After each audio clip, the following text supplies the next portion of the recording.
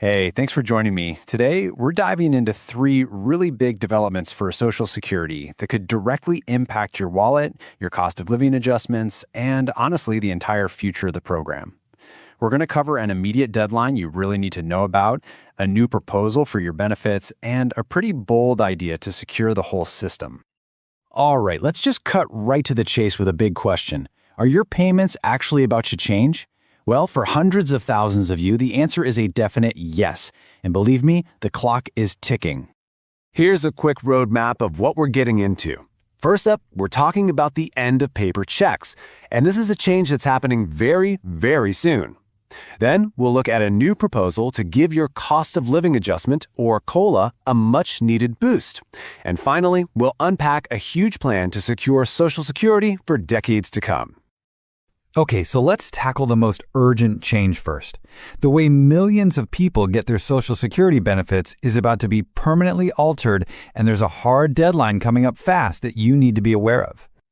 So get this. This one change is going to directly affect at least 500,000 Social Security beneficiaries. And yeah, if you're one of the folks who still gets that paper check in the mail, this one's for you.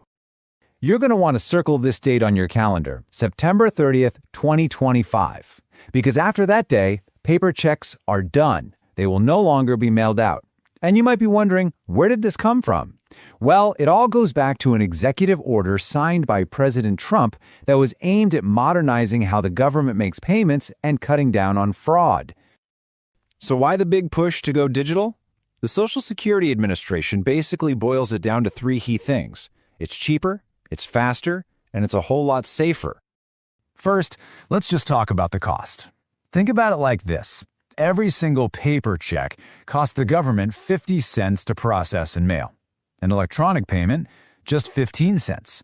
That might not sound like much, but when you're talking about millions of payments, that adds up to some serious savings over time. But honestly, the safety argument is maybe even more compelling.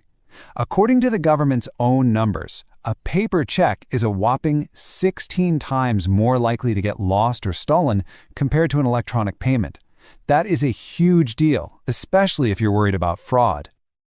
Okay, so what does this mean for you? What do you actually need to do? You've got two main options here. The first is the one most people use, direct deposit, straight into your personal bank or credit union account. The second option, which is great if you don't have a bank account, is the Direct Express debit card. It's a government-backed card, and your benefits just get loaded onto it each month. The bottom line is you've got to pick one of these before that deadline hits.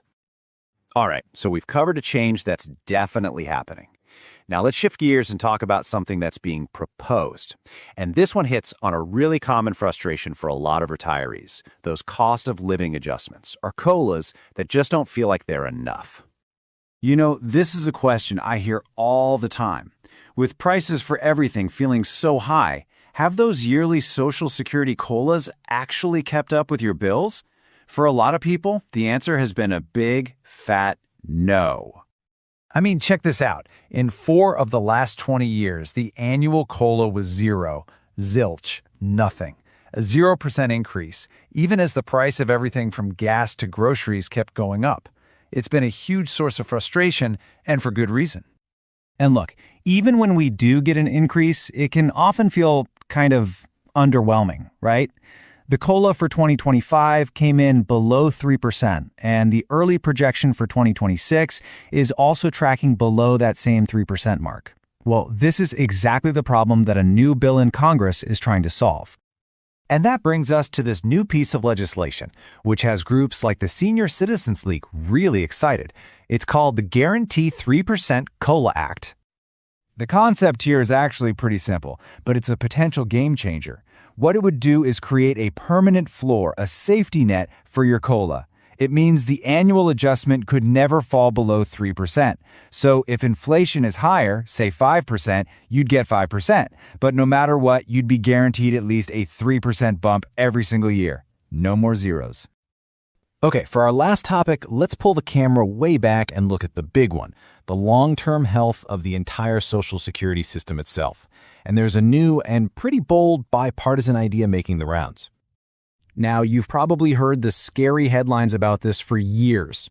The basic problem is this. If Congress just kicks the can down the road, by around 2032, the system's main trust fund is projected to run short. And if that happens, the law as it's written today would trigger an automatic, across-the-board cut to benefits for every single person. We're talking up to 25%. To put that in perspective, without some kind of fix, the money coming in from payroll taxes would only be enough to cover about 3/4 of the benefits that have been promised. That leaves this huge 25% gap, and a cut that big would be, well, devastating for millions of retirees.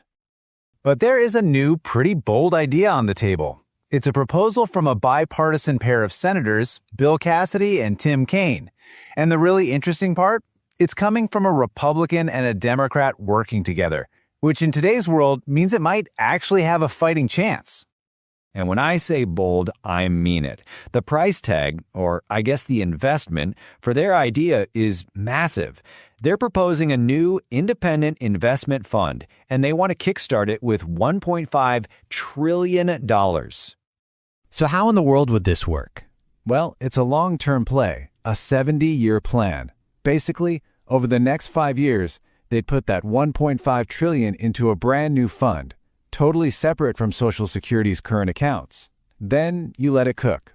For the next 70 years, that fund would be invested in the market, think stocks and bonds, and just be allowed to grow and grow. And then, way down the road, the returns from that huge pot of money would be used to fill that gap we talked about, making sure the system can pay out 100% of its promised benefits for decades and decades.